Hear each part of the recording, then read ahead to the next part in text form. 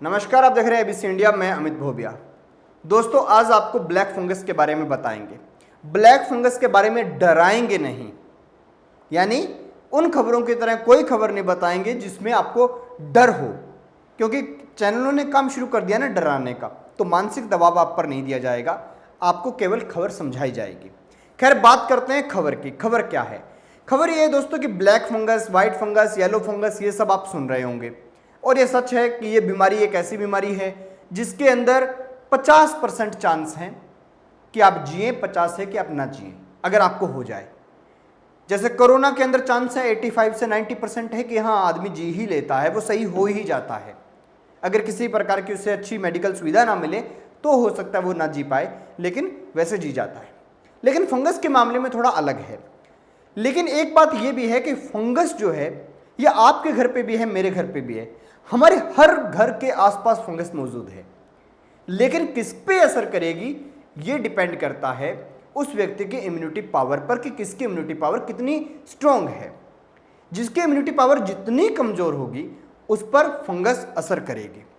लेकिन एक बात कही जाने लगी और बताया जाने लगा कि फंगस जो है, ब्लैक फंगस है, व्हाइट फंगस है, येलो फंगस है, अभी देखना इसके और वेरिएंट भी आ जाएंगे, क्योंकि इसके वेरिएंट तो इस बात पर आधारित किए जा रहे हैं कि कोई फंगस होने के बाद कैसे सिम्टम दिखाई देते हैं, कैसे साइंस दिखाई देते हैं बॉडी के ऊपर, कैसे मार्क्स बन जाते हैं, उसी के आधार पर तय किया जा रहा है। लेकिन जो फंगस है इसके बारे में आपको दोस्तों सिंपल बात बता दूं। पहले बताया जाने लगा कि भाई जिनको शुगर है, जिन्हें स्टीरॉयड दिया जा रहा है, जिन्हें कोरोना है, जिन्हें ऑक्सीजन के स्पॉट पे रखा जा रहा है, उन्हीं लोगों को ये ब्लैक फंगस नुकसान पहुंचा रही है। तो ऐसा नहीं है।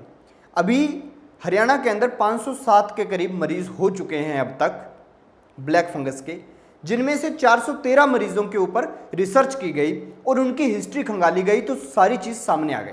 और वो रिसर्च क्या है, वो हिस्ट्री क्या है, इसके बारे में आपको बता देते हैं।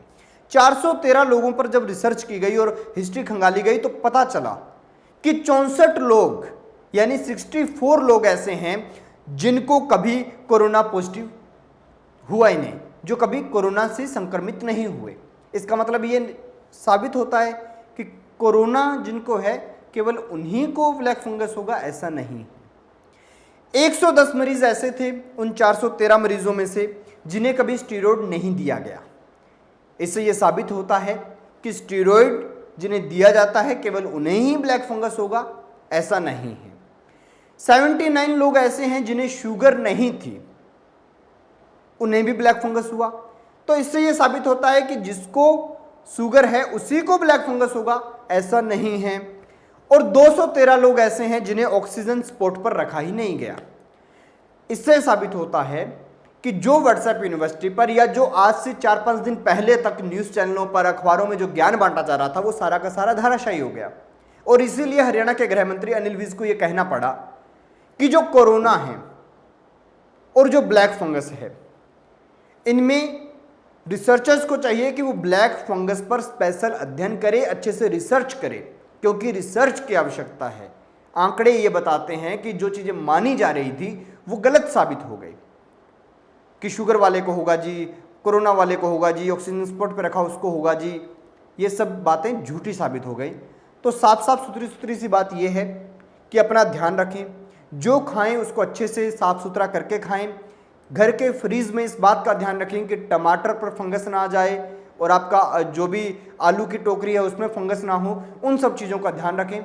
और फंगस हर जगह है, लेकिन अगर आपकी इम्यूनिटी पावर स्ट्रॉन्ग है तो फंगस आपके अंदर जाकर भी कोई असर नहीं कर पाएगी। और ये फंगस आज नहीं आई, बहुत लंबे टाइम से हमारे साथ घूमती है, बहुत सालों से ये बीच में है हम लोगों के, शायद 100 सालों से भी हमारे बीच में फंगस हो।